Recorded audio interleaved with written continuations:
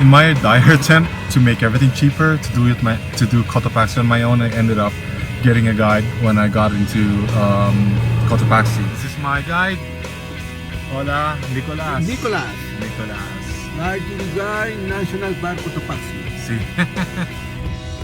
All right, so good.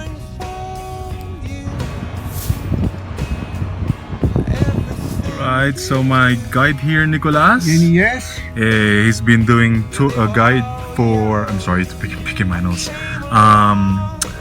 12 años. ¿Sí? 12 años de guide. The guide, see? National Park. First time to have a Filipino tourist. Yes. Oh. Yeah. I'm the first one for it. It was called yellow.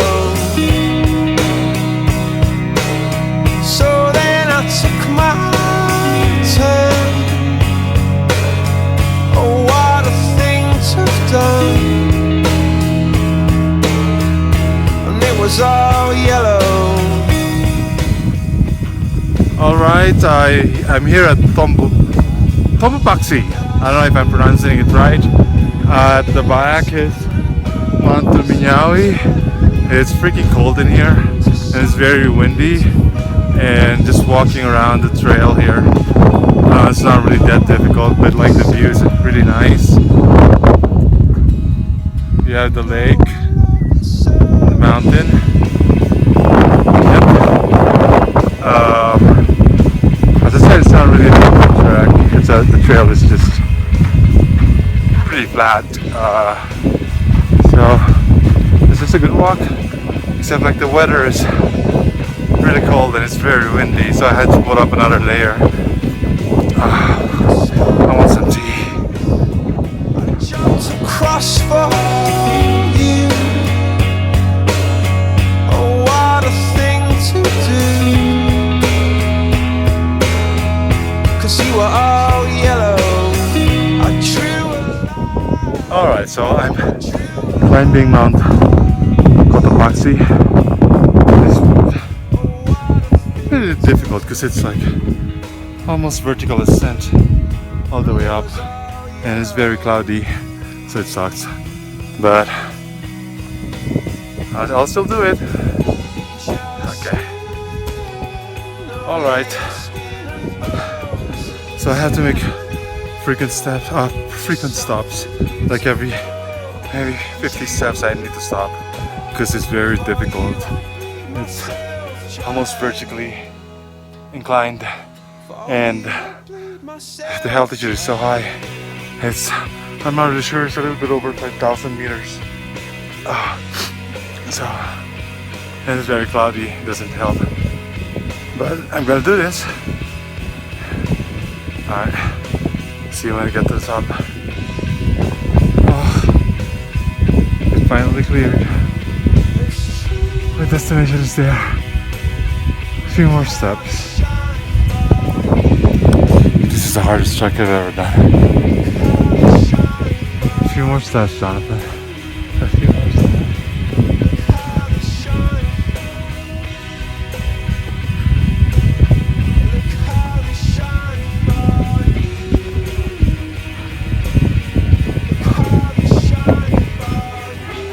Finally reached the base camp.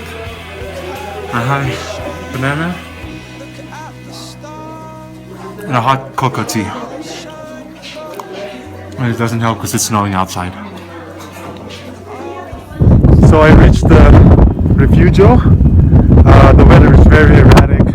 Now it's raining hail, and yeah, unfortunately, we cannot see the glacier. Is all the way up there. This is the final,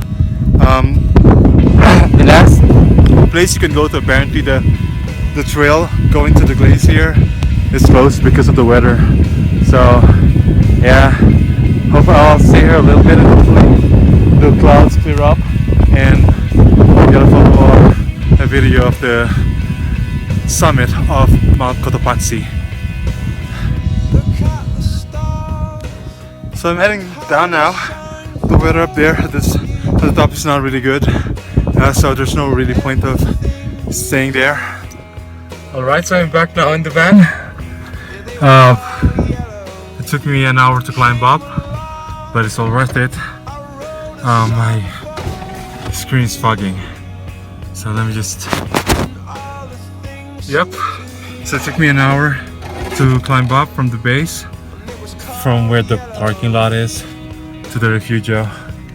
And it's all good. The weather sucks, so I didn't really see the summit that much. So Cotopaxi is the second highest active volcano. Where was I running? I'm sorry. Active volcano in the world.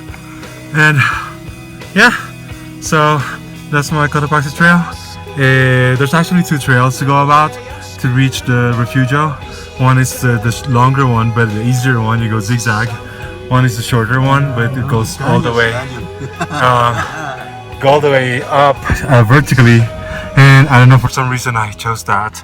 So it took me like an hour. I initially stop every 100 steps and take a couple of minutes to rest, and then it became like 80, 70, 50, and then until like every 20 steps because of the altitude. The air is so thin up there, so like every step is like harder. Each step's harder than each step is harder than the previous ones. So that's my Cotopaxi adventure. Hope you enjoyed my journey, and this is my guide, Yes. Mr. Nicolas. Guide and my personal mountain guide. Yeah. See, he's first Filipino Yes. tourist. Ay. Say hi to the Philippines. Yes. Say hola to Filipinas. Tú, hola, país, Filipinas. Oh, mucho, muy fuerte. All right, signing out. Whew.